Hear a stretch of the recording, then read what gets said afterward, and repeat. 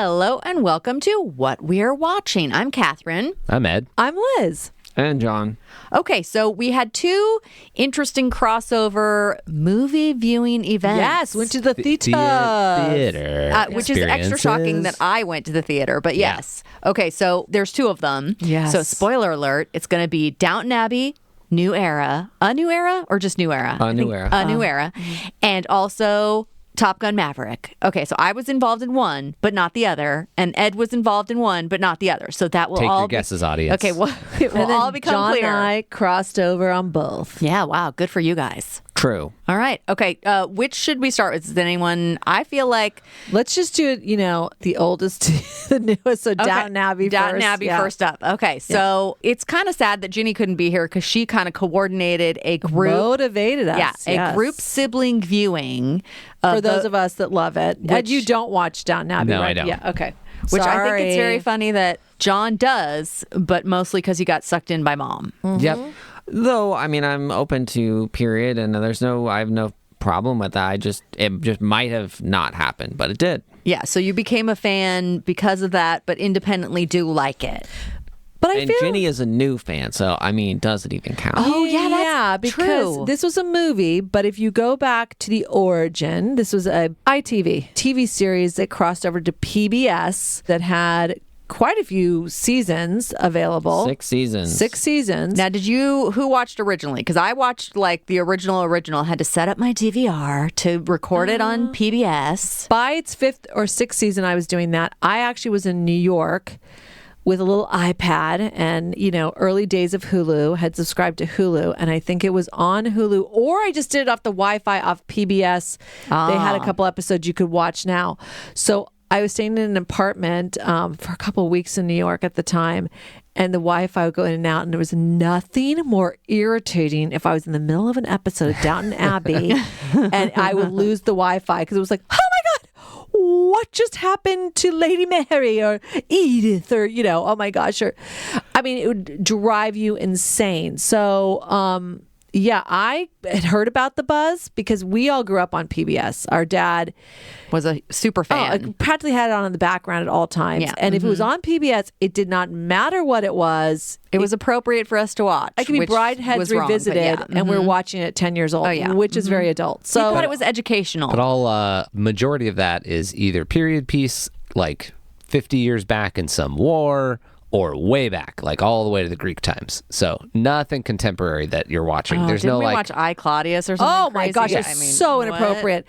But if it had an English accent, Dad went for it. So this for sure was almost a reminder of the upstairs, downstairs series. Oh, for sure. But Julian Fellows is who wrote this. So once again, you can watch the first 6 seasons, which lays the groundwork for these characters that are so beloved.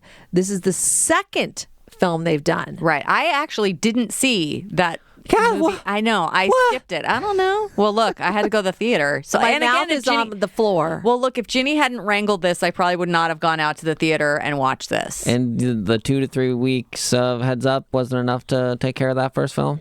I guess not. No. Oh, okay, I got didn't- it. I don't- Well, you mean like John- I could have watched it in the interim in preparation? You're in control of yourself. I That's didn't. true. Now, I remember, John, it bothered you because I had it recorded or, saved because for some reason I feel like it came out right before COVID. Yeah. So I didn't get to it. Was it like Christmas themed? No. It was the Queen was visiting. What was Yes, it? Okay. but I felt like it was Queen and King, yes. Yeah, I Royal felt it was couple. Christmassy feeling.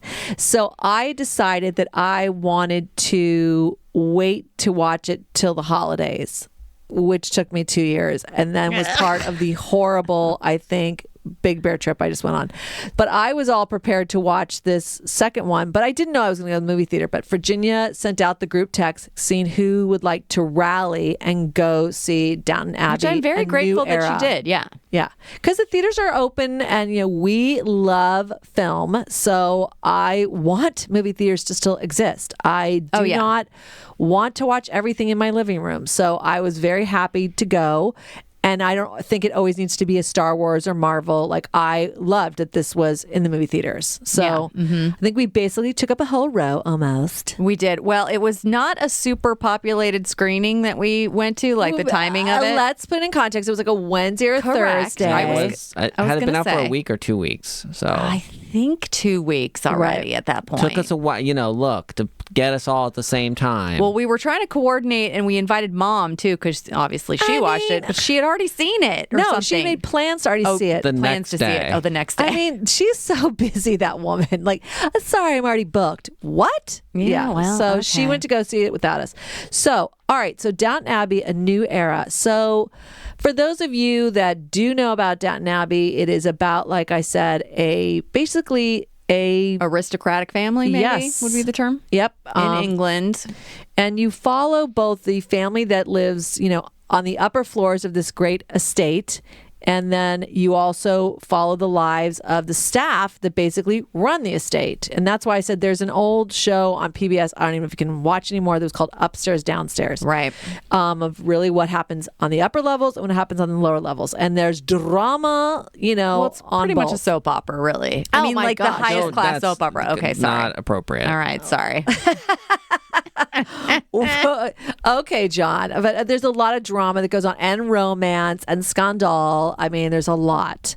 And the characters in the casting are fantastic. Some of the characters can drive you crazy. There's been deaths, there's been births, there's been Marriages. I mean, not all in this latest movie, but yes, overall, yes. But it leads you all to this place of, now we've got both of the elder daughters are married with children. And so The two remaining daughters, right? yes. And Lady Mary is basically running the estate now, taking over from the Crawleys. Correct. After an inordinate amount of drama, she is the heir and is now taking over, yes. Now, she is married, but her husband is a race car driver who seems to have sped quite a ways away Off from of the estate. off of the estate, Yeah, and not came back. Of the many storylines we're following, yes, that, I mean, towards the end of the series, it was a good thing. She had found somebody. They felt, She was a widow. Yes, she was. They somehow seemed on the same footing, even though, sort of from different circumstances. He was already doing this race car driving.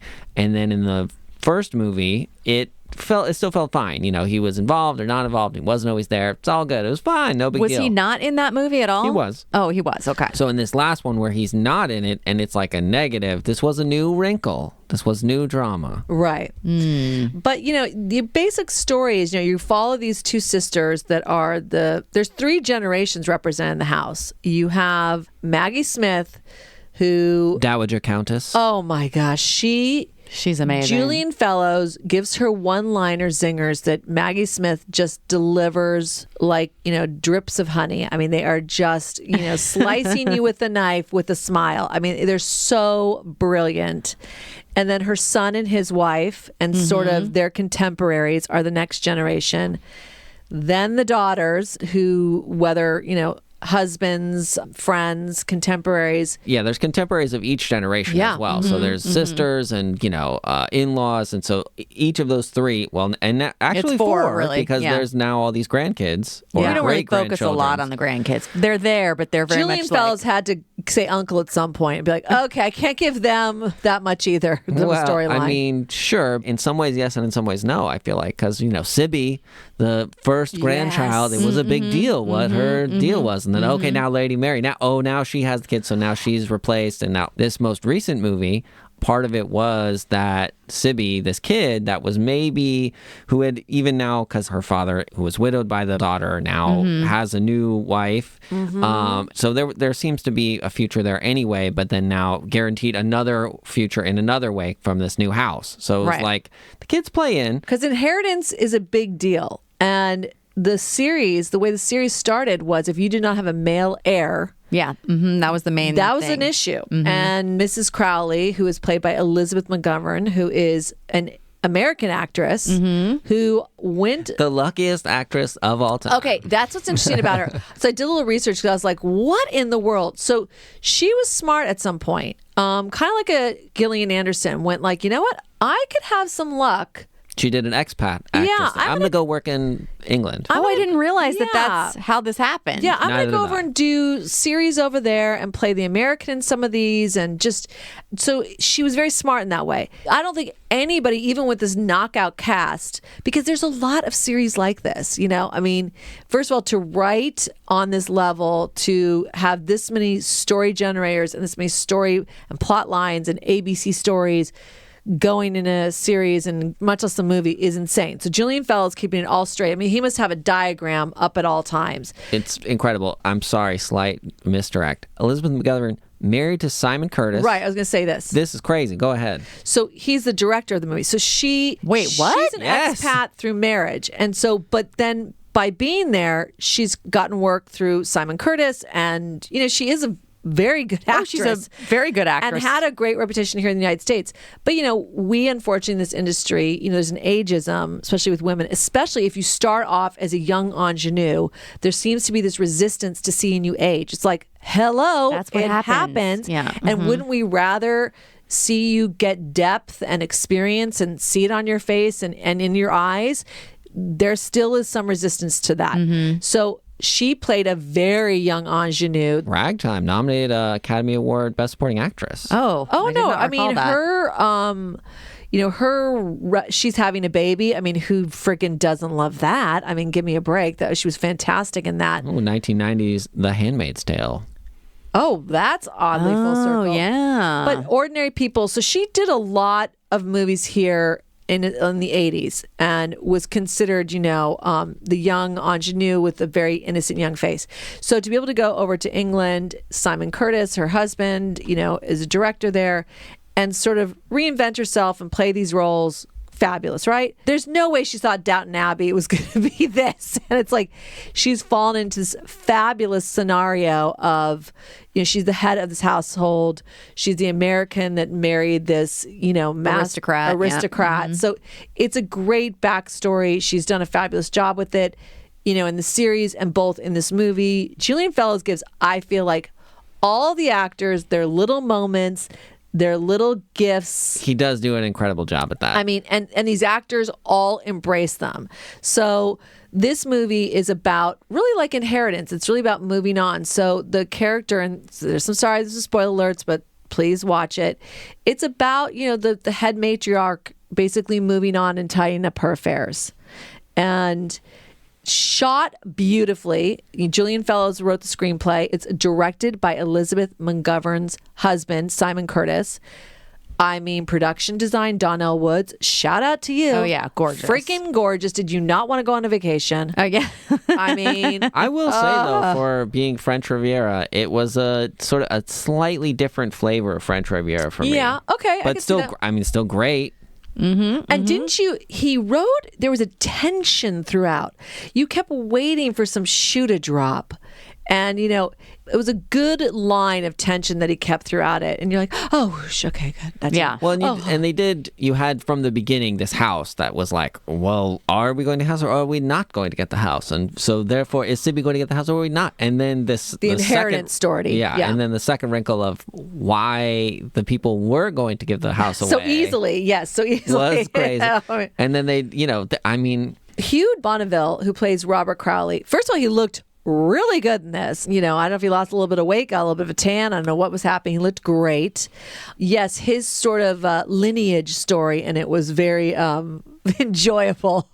You know, to be at that stage in your life and to start questioning who you are, where you came from, was a interesting wrinkle because you know, there are a lot of people now with 23andMe who are going through that. Sure. And so to go back then, but having no way to prove it was very fascinating. So, well, and I think it played into, I think, his storyline, which has always been, not that he felt like, oh, I don't deserve this or something, but there was a slight like, well, I'm not my mother's son, or I'm not the same person that was my father, and, you know, can I really fill these shoes? it's always been since the very beginning of the series, who is he going to pass the responsibility of running the estate off to? Right. And that's why not having a male heir felt like somewhat of a failure because now it complicated Yeah, that's things. a part of it. Yeah. That's true. And so that being part of his narrative and backstory has fed into almost everything. And that his mother is so much, you know, more tough, balls to the wall. Like, that's not who he is. this came full circle with that as well, and it was fantastic. I mean, he did a great job. You really had multiple stories going on because half the family goes off, leaves the... No, we need to skip this part. No. The Hollywood connection. Yeah, half the family leaves Downton Abbey to go deal with this estate in the south of France, okay? Right. So... Real heartbreak. Absolutely Okay, gorgeous. continue, yeah. The other half stays because they've been, now, which is common, especially here in Los Angeles where we live, they've been propositioned to have the house rented. Gauche, but they need to repair that roof, so they're going to do it. Well, I do like that there's always been sort of financial problems. Like, how do we keep this giant house and staff and estate It afloat? seems realistic, yes. Yeah, because otherwise you have to tax the people that live on your land, and then they're going to hate you. So it's this fine line you're constantly riding. So they get this offer to film a Hollywood movie in the A silent film in the house.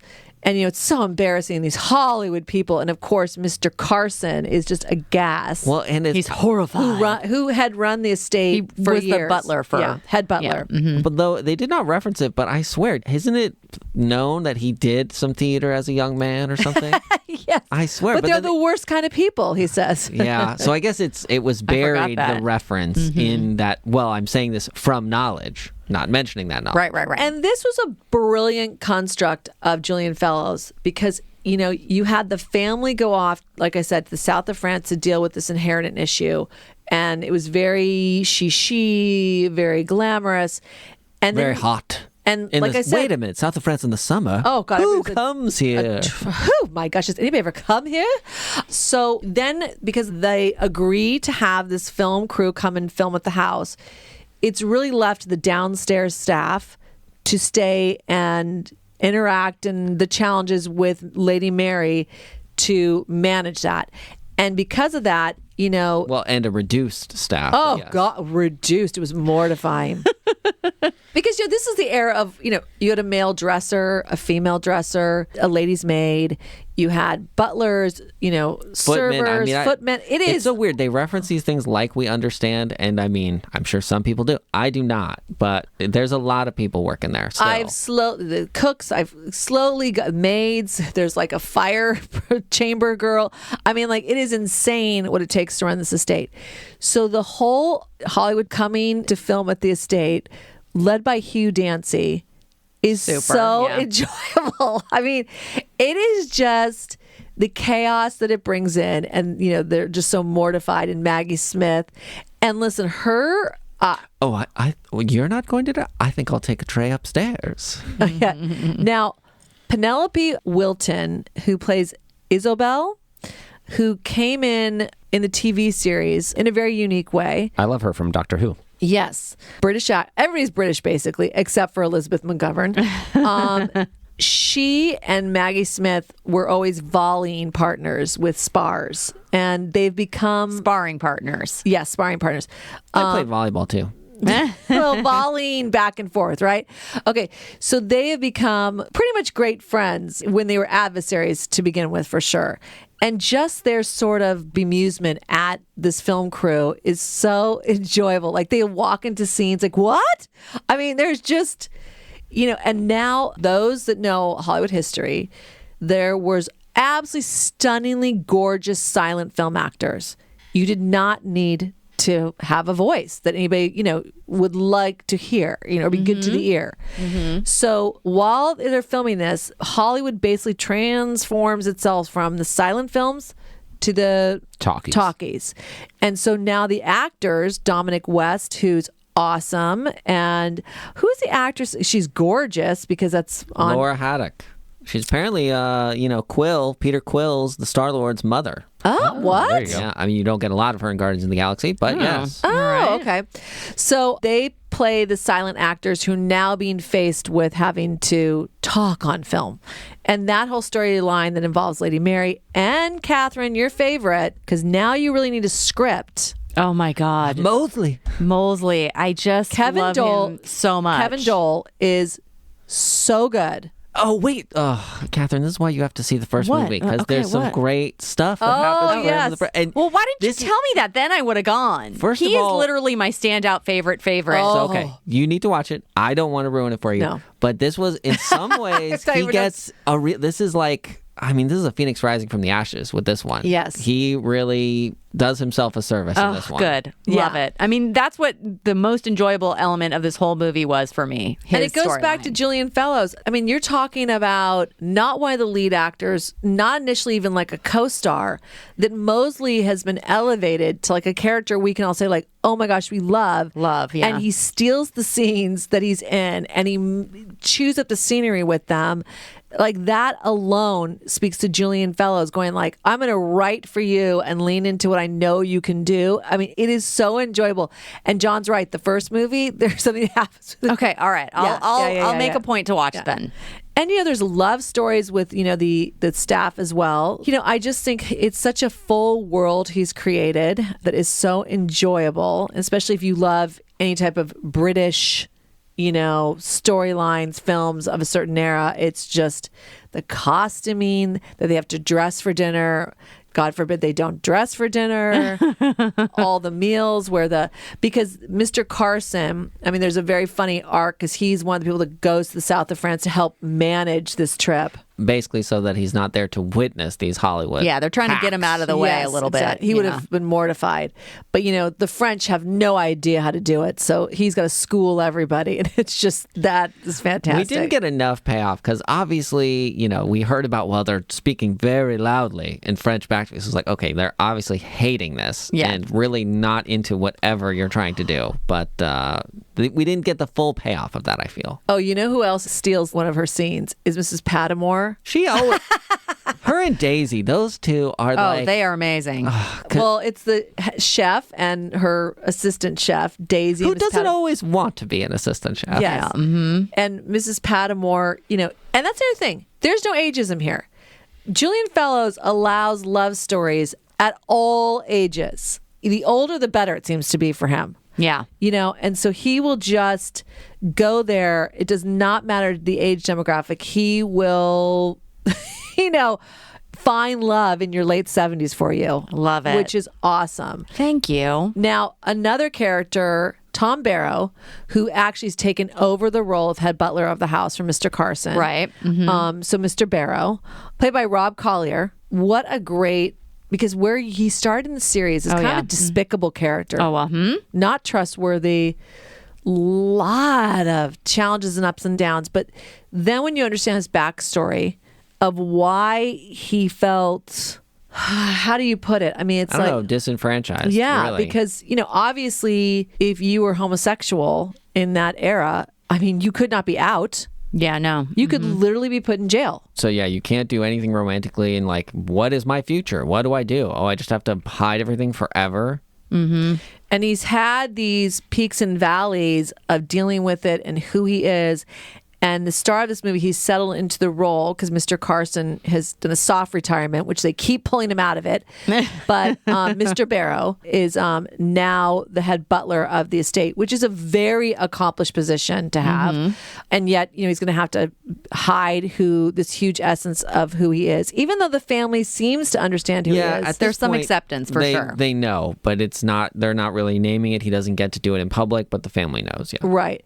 His story arc in this film is so rewarding. I feel like almost everybody's was. I mean, that's why we all walked out and, life can be challenging lately. So to go to a movie that was just 100% delightful and you just walked out and you went, that was great storytelling. It was beautifully done.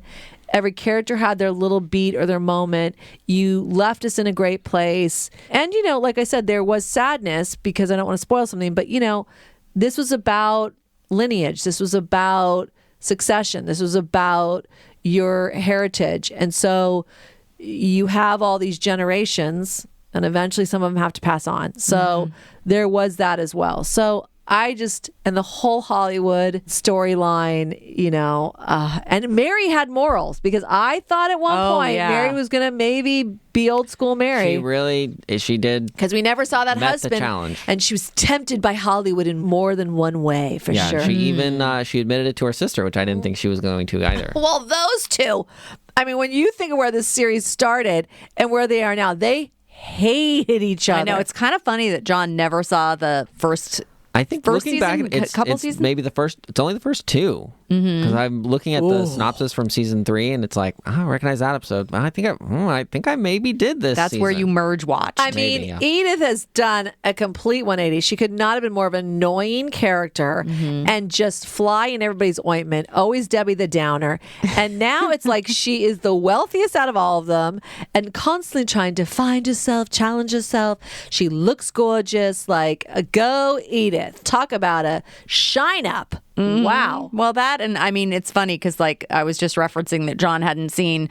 Mary was just so terrible and mean in those first couple seasons. But they were frequently mean to each other. It wasn't just her, it wasn't Yeah, just her. they've had a little equilibrium happen between the two of them, which happens with age with sisters, quite For honestly. sure. Unless you're complete jerk. unless it's really not going to happen. But I mean, so like I said, just could not have enjoyed it more all around. It's so. I think they did a great job, like the first one, which you will see, where they have a new element, a new challenge that's happening in this specific film that, okay, we're dealing with that, but otherwise we're progressing these long-term storylines as well. They balance both incredibly well, seemingly. Yeah. Julian Fellows, we will be very happy. That was a new era, but let's just keep with the next era. Like, just we're all on board. I hope it does well in the movie theaters. We could not recommend it enough. I also cannot recommend, I think on PBS, like I think the full 6 series is available to watch along with the films. Like, give yourself a treat, especially if you... Actually, this is right on trend because it's the Queen's Jubilee. So if you really want to get into English and England lore and really see how the aristocrat live and whether that irritates you or entrances you, highly recommend Downton Abbey, A New Era. Right, everybody? Oh, yeah, for sure. Okay, great. So, Ed, just jump in and see just that. No. Great.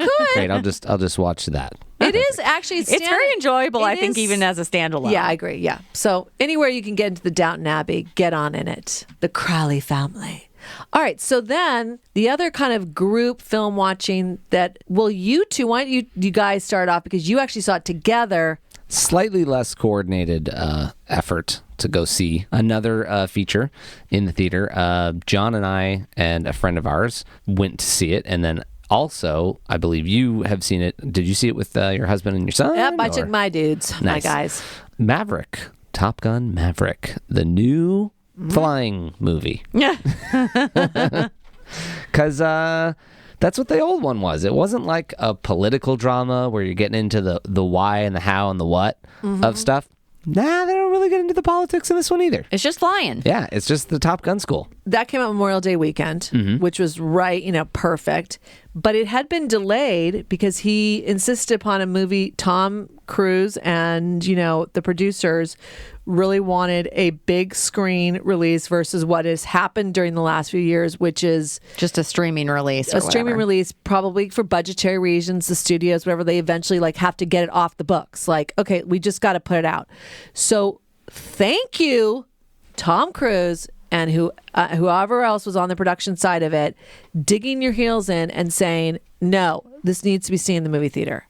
Now, did you guys, I think before every screening, which was I had never seen before, Tom Cruise comes on, looking very casual, direct to camera, and delivers a thank you to the audience for basically having the patience to see it in the movie theater. Oh, I didn't know that. Yeah, they've done this a couple times with different things. But yes, that was at our screening. Tom did his intro, which And was good. Yeah, I was like, no, thank you, Tom Cruise. Yeah.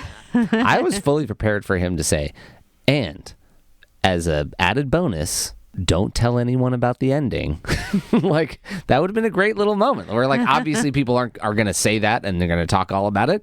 But everyone who doesn't is like, yeah, I'm Tom's friend now. Tom asked me personally. He personally not to told me not to discuss it. talk about the plot. So they filmed this when, John? Ooh, 2018. Wow. Really? Holy moly, that's crazy. Well, okay, all right. So it started in 2018. I think most of principal photography was 2019. I think it started in April, and then they supposedly finished in June. But then It almost came out in 2019, but effects, they delayed it for some complicated effects. And then they got screwed in 2020. Whoops. Okay. and then they missed the window. Well, and then the thank you that we got to watch, I didn't get to see the super high res 90-foot tall IMAX version of that. Yeah, but shot that is in- one of the reasons why they would hold back on something, a big budget feature, all special effects about to come out. You can't go see it in the biggest format screen that we actually shot all the major plane scenes in. Never mind, we're not putting it out. If you can't see it on IMAX, at least, then we got to hold back. Yeah, 6K IMAX. We did not see it in that, but still great. Still really great. Yeah. Still, And Jerry Bruckheimer, was he the producer on the first film as well? Yeah, him and Don Simpson, unfortunately, has passed. So Jerry stuck with it, still doing it now. Oh, wow. And then, although I did hear that it was an homage, not a direct need to have the original card from the original movie in this one, that it was Great. the love of the original. We'll just go put the original card in there with the... I mean, that whole intro being basically the same was so fun. I was like, oh, I think there's a difference. And then after seeing the second one, I then rewatched the first one. It was like, oh, no, that was in there. They do land the planes, and you do get the wire catching them. Okay, good. Well, yeah. So the character Tom Cruise originated in the original, Pete Mitchell. Pete Maverick Mitchell, yes. Yep. Son of Duke Mitchell. I don't know if we ever got his call sign. And see a Navy prequel. aviator. Yeah. Well, God, poor Tom Cruise. Do it now. I mean, No, give it very another 10 taxing. years and play your own father, yeah. Duke. Perfect. So I think that because it's been 35 years or 36 years since 1986. Wow, crazy. And I remember going to see it in the movie theaters. I think I was just in high school, and Mom did French braids. I mean, I totally remember. And then being very turned on, of course, like most people, whatever sex you were, by the volleyball scene. You're like, holy shit. Of the original, not Yeah. the new one, which doesn't have a volleyball scene. Has football. Close enough. It's But pretty close, shirtless. yeah. It's it's an homage to it. That's Dogfight football. Yeah, dog. Thank you. Well, and that's the whole thing what John was just alluding to. The storyline is such an homage, and they pick up so many of the little gems that were in the first one. And Mark and Ethan, my son and husband, watched the original one to be able to Mark wanted Ethan to be remember that, of course he hadn't seen it, so they watched it before In we preparation. and I would come in and out and be like, oh, okay. And like you, I was like, whoa, that is a total throwback. Oh, that's a little wink, wink, So many. So good. So good, so much fun. And what I love is Tom Cruise has found this niche where it's like the flawed hero. You are rooting for him, but he is by no means perfect. He does not have all of his shit together. And this, from the very practically the opening scene, you're like, wow, he looks like he's got it. He's got this cool place. He's got it all dialed in. And where he's going to go, he looks like he'd be this amazing test pilot. And, he has to pull a Maverick and kind of mess it all up and get himself in the hot seat. But, look, I do feel like they managed that progression so well, because the first one, it's sort of a small progression. It's like he's a not following the rules pilot, and then he follows the rules when it matters. Okay, fine. And then now, yes, that first scene with him, I hadn't thought about that, but in some ways, yes, you do see him as oh, maybe everything's perfect. It's like, well, he's also alone. So yeah. He's mavericked himself into this corner with a great setup for himself alone. But then through the course of the movie, I feel like you're constantly seeing the flaws. He's constantly acknowledging them. He's not glossing over them. He's trying to make them work in a positive way. So I think that really helped. I would say if you take a look at the original character that he was playing, where his life was fantastic, everything was all thumbs up. He was making all the right choices. He was on the Top Gun team. He was getting the girl. Everything's great. Personal life, I don't think he has quite as many badges when we catch up with him in this movie. His professional life, he's got every single badge that you could have. Like his career from the first movie, straight on that trajectory. His personal life, you kind of go, well, you hooked up with your professor. I don't know if that's the right move, dude. yeah, no, you're solo 30 years later. Okay, I think maybe that's the right vibe for you. Well, this movie, you know, even career-wise, they talk about he should be further along. He should have made Admiral. Well, that's what I'm getting at. Like his flawed character at the beginning, they just let him have that. They're like, nah, your personal life did not work out, bro.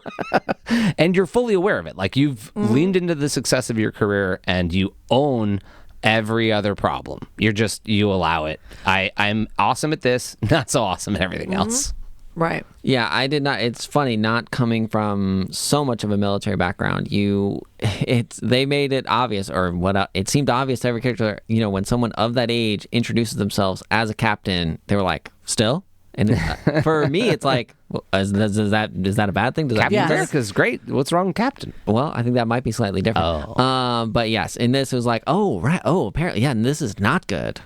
Yeah, because in the military, you know, we've had some family members, but, you know, to get an admiral, I mean, there are levels that there is the top tier, which I think the Iceman, which is a really cool sort of full circle moment in this movie, has reached it. And then, of course, you get accommodations and badges and medals that, you know, will continue throughout your career. But no, Maverick for sure should have been further along in his professional life and had higher ranking, but he had made mistakes or challenged authority or made choices that did not happen. Some very minor detail that I did not have locked in that I think John either looked up in between movies or like resurfaced as he watched. Many mistakes in his career, including sleeping with the Admiral's daughter. Maybe that was not a good move for your career. Yeah, so that was, they did not really, it's from the first movie, and so it's a continuation, but they don't completely really lock it in for you. But it gets referenced, I think, twice in the first movie, is that like, oh, you slept with that Admiral's daughter and got in trouble for it. And they even say Penny. So then now this Jennifer Connelly character is that same woman. So she is. So it's a continuation of that story. So she's not new. But she wasn't in the first movie. She was only referenced. Yeah. And I also feel like that was somewhat, they really don't, you know, it's like, well, why do you own a bar?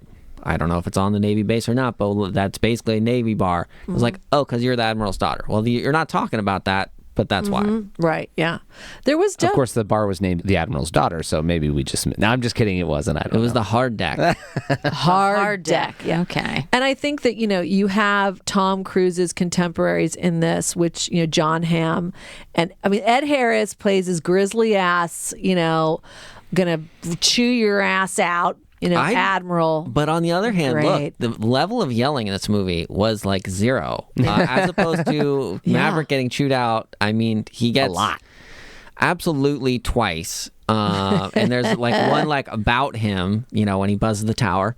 I need some butts. But in this one, you get none. And it did kind of work. It was surprising in a way, but like Ed Harris doesn't yell at him. No, I know. It's just so scary and intense. Yeah. And then John Hamm plays, you know, when he goes to Top Gun school, is basically that version of that. And it's like, oh, God. And you're like, why don't you just let Maverick do what he can do? Because he does it really well, everybody. You were not on any list. Yeah. Well, he's here now. Yeah. I don't know. Okay. Yeah, exactly. And then, geez, I mean, at a certain point, as soon as it's possible, you're like, and you're out. I hate you. You're out. But Charles Purnell, he wanted him in. He's another Warlock. Yeah, I mean, there's so many good characters, and they did a great job of the older generation of both pilots and planes, and the new generation, and what could even be automated planes, where the fifth drones and all that. No, it's funny, they don't explain this, but fifth generation fighter is just I think you see it in there. Who flies it? But it's just, well, it's the ones you see at the end that are the enemy planes. Yeah. So it's just these newer planes. I mean, some of them are almost 10 years old. You know, in the American versions we have are the F-22 and the F-35. So they are actually not faster, because they've sacrificed speed for maneuverability and stealth. Sure, which they do some stunts that are... Yeah, they're incredible. And also, apparently, just to the eye wise, what they do, what you don't realize is they've internalized all the weapons and storage. Oh. So that's why they have such like a clean profile. So they're not storing it outside. So, but that, of course, helps their, aerodynamics. Though, again, they're slower than our classic F-14 Tomcat, which is crazy.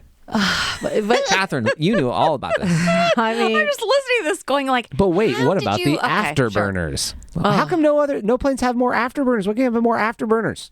Yeah, All I know is that I use those when I play Top Gun, the video game. nice. Well, I mean, that was interesting because I think that Tom Cruise, the first movie was F-14s, right? Yeah. Mm-hmm. On a carrier. MiGs on a carrier. The enemies, yes. Yeah. Uh-huh. Well, what was awesome? Tom Skerritt had to fly a MiG for to represent what they were up against. They're not. They look like them, but they're not. Faux MiGs. Oh my gosh. I will say it was shocking to get the F-14. You're starting it and you're like, okay, well, of course we're dealing with now.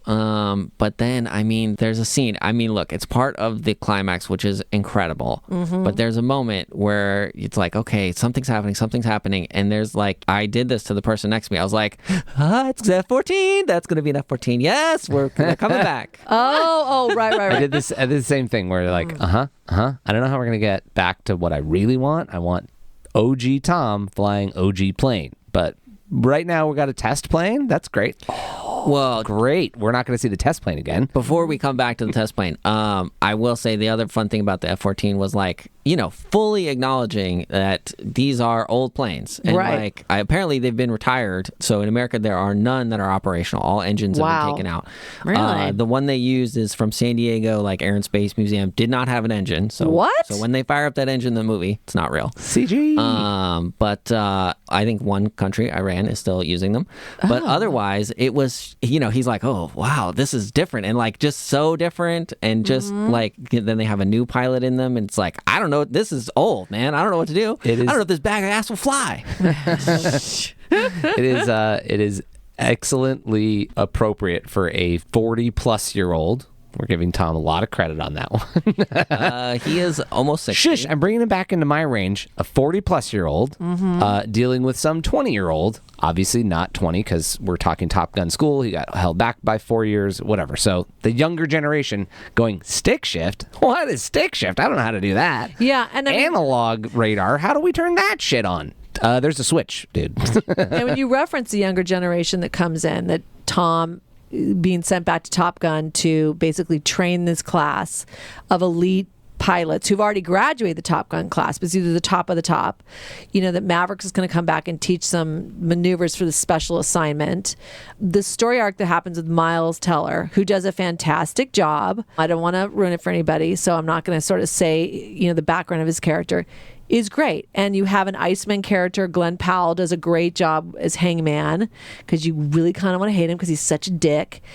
But, sometimes they have redemption. Lewis Pullman, who I immediately had to look up. I'm like, is that Bill Pullman's relative son? Son? Son, nice. Bill Pullman's son? I was off track during the movie and I didn't overthink it, but I was like, is this another of, Dennis Quaid's son? No. It's Bill Pullman's son. No, it's Bill Pullman's son, yeah. And then Monica Barbaro, they're the tag team, Lewis Pullman and her. Monica does a fantastic job. Second seater. Oh my God, I loved her tight bun and her seriousness. She looked great in that uniform.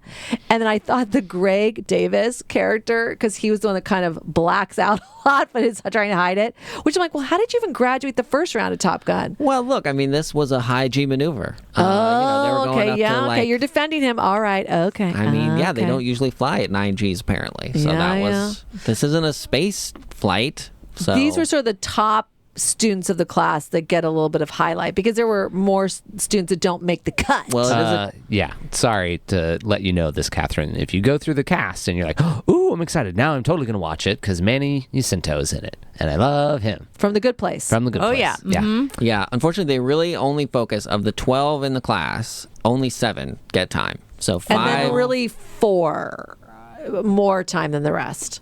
Sure, but 5 get 0 time. Yeah. You get their He's one of them. You get their names. Aw. Some of them you really never even see a full frame of their face. Yeah. So that's Manny is in that one. He's in the background of a couple shots. He has one shot where he turns his face, so you barely see his helmet. Oh. And that's it. He probably was Oh, like, no. damn, why did I turn that on? It's brutal. But I will say the writers, and this, you go into IMDb and it's like there's like 6 or 7 writers listed because you have characters based on the original script credits. So that's like Jim Cash and Jack Epps and Peter Craig, I think, is the original writer, and Justin Marks. And then I think this was Aaron Kruger and Eric Singer and Christopher McQuarrie. So it's like, it's a long, for writers, that's a long list because normally, you don't have that many credits on a script, but you're having the original story, characters developed by, but I think they did such an incredible job of throwing back, bringing it forward, overlapping it, wrapping up loose ends. It was like, and myself and Mark, who had seen the original, and Mark just saw it again, would fall into, oh my gosh, I think they're gonna send up something about this. He would just love it. And the Iceman, Val Kilmer, it's not a spoiler alert because it's been out in the press, but he is in it. And what they do to sort of finish that relationship, which started out complete animosity, He could be his wingman anytime by the end. Right. Of the first one, that they have this full circle moment is really good. And I think Tom pulled out all of his arsenal of acting abilities. So cocky, concerned, funny. Did a couple little practically Buster Keaton because he is very physical.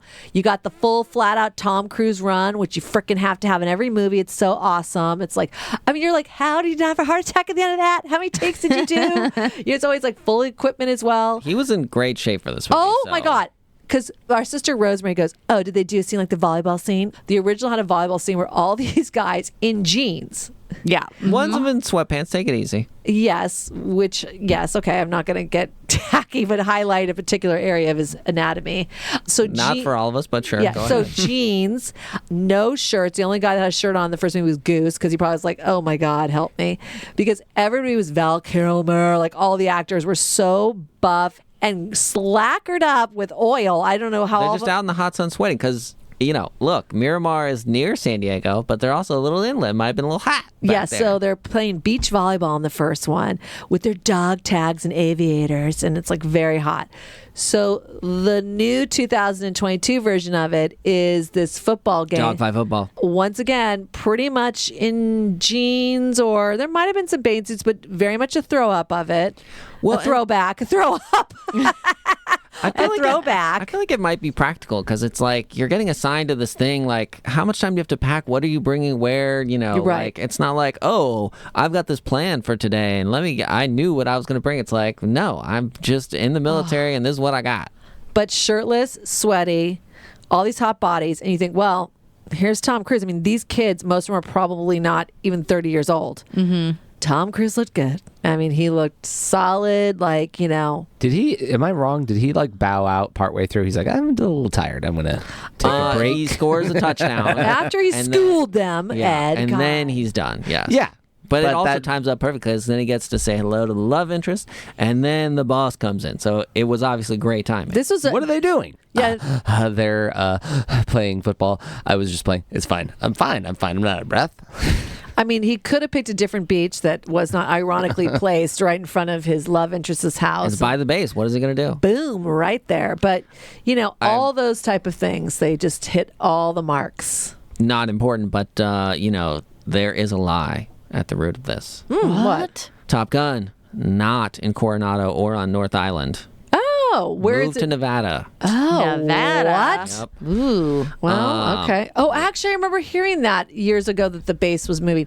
The other thing I will say I really liked, they did in the first movie, and they continued this, where the enemy, quote unquote, was nothing that you really could identify. Well, they weren't named. They weren't named. Keep it vague. They kept it vague, and that in itself kept you more in tune with the characters and their stories versus this, the enemy was either themselves or their other co-pilot or just challenging themselves, not necessarily Physics. Yeah. Oh, yeah. And they did do a Star Wars send-up. I did feel like the Death Star because it was like, you got to get that one Shot right shot. into that Yeah. exhaust port.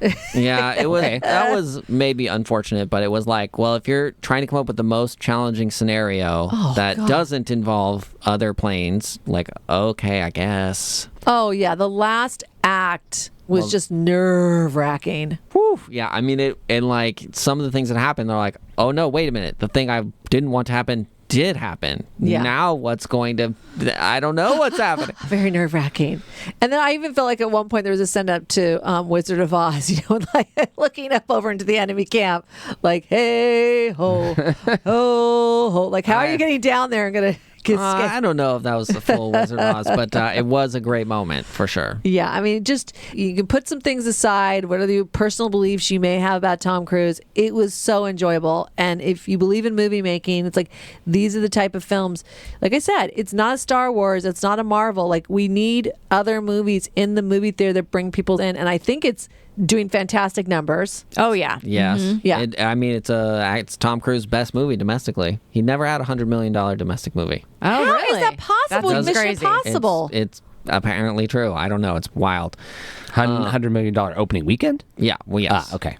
That surprises me with when you think about the Mission Impossible franchise, which, okay, the previews, it was a lot of Tom Cruise. Ours, for some bizarre reason, at the movie theater we went to, repeated the Mission Impossible new movie that's coming out twice. Nice. So I was like, They just wanted to double check, we make sure. got it, Tom. We're gonna see it. And Ethan, the second time, turns to me and goes, I want to see that. I'm thinking, well played, movie theater. Well played. You got my...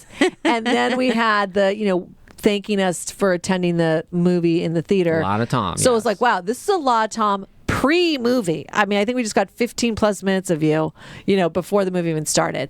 But I am surprised the Mission Impossibles have never broken that. But this is well deserved.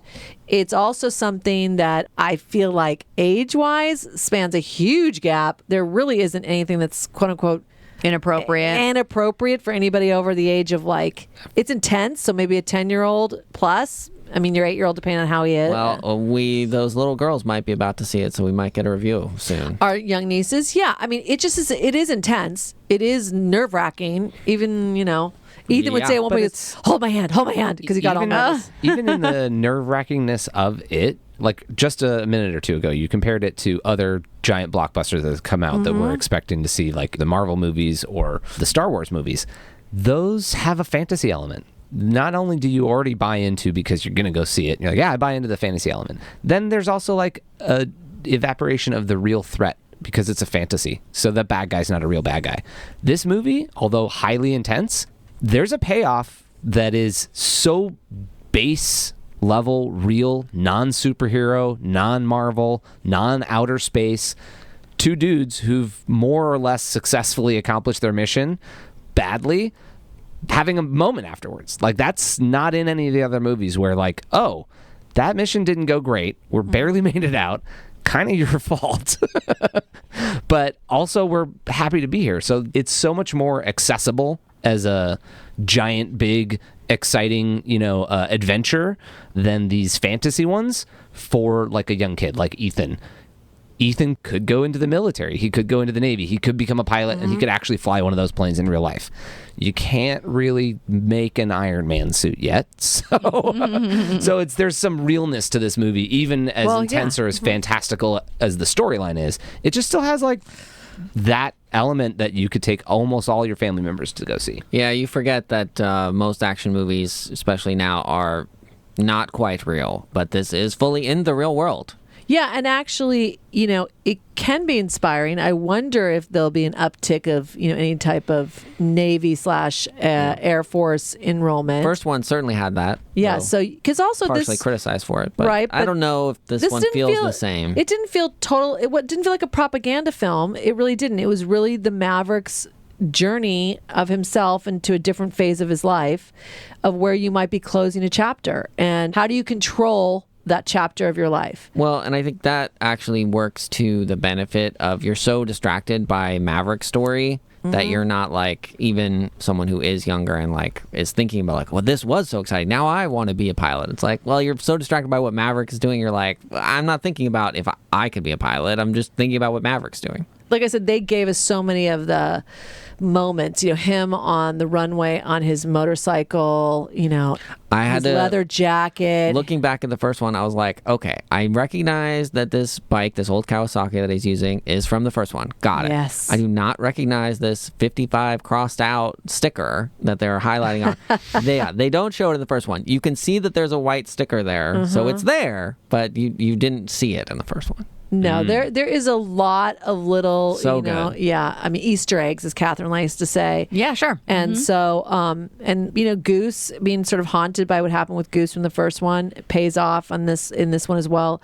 So, And I've watched Top Gun many times over the years, and not that I wasn't thinking about it, but I wasn't particularly remembering. But watching it again now after the second one was like, oh, that's right. It was in a training exercise. It was strictly Maverick's fault. He was following Iceman to, they were trying to catch the instructor and nail him. And Maverick is impatient for Iceman to take the shot and is flying too close to him. And then is like, no, I'm going to get in there and take the shot. You're like, no, this was strictly your fault. This was unnecessary.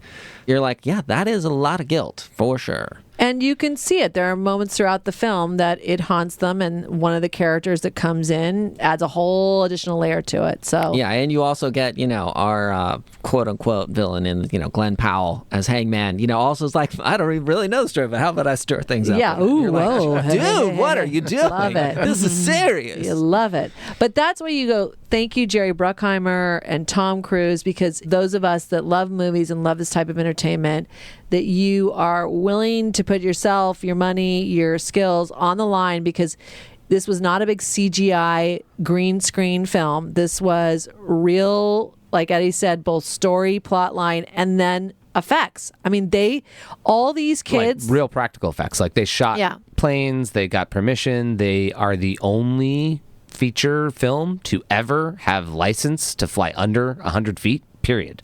They're the only ones who've ever gotten it, and it's in the film. It's awesome looking. Yeah. And because of the advancement in camera technology, that in itself was fantastic to watch, because you felt like you were in the cockpit. You felt like you were flying over those trees by, sparing inches practically.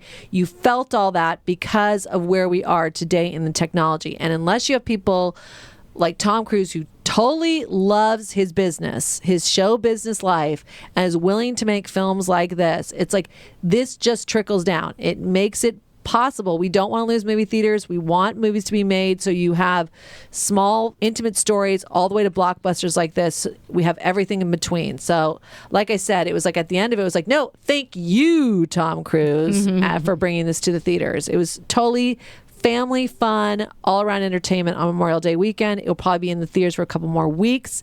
So we as Knack, cannot highly recommend it enough, or three of us can't, Catherine. I can't wait. Did Eric see it? He did. Didn't he see it with you, John? Yeah. Did you see it twice? I Is did. that I also your saw it with husband? Eric, Yeah. Oh. Because I'm like, look, he was in the military. He had to see it. Yeah. And He really liked it. Our I oldest mean- brother James apparently also saw it, and that's great for him, because really exciting movies can be challenging for him to experience and go through, whatever. So full-on war movie. He went and saw it. Apparently talked to our mom for about 20 minutes. Oh, wow. So he had a lot of thoughts. He loved it. He really liked it. He talked to Mom about Top Gun, but So I mean, that's a good one. she didn't even see the first one, so Nope. she'd be like, "What are you talking about?" But okay, all good. But I bet she'd enjoy it. Who knows with Mom? What's happening? So. All right. So thank you for listening to What We Are Watching. Please follow us on all our social, which is Podcast watching. and we are also on Patreon. We'd love to become a patron of that as well. Subscribe, like, leave comments. And thank you again for listening to What We Are Watching.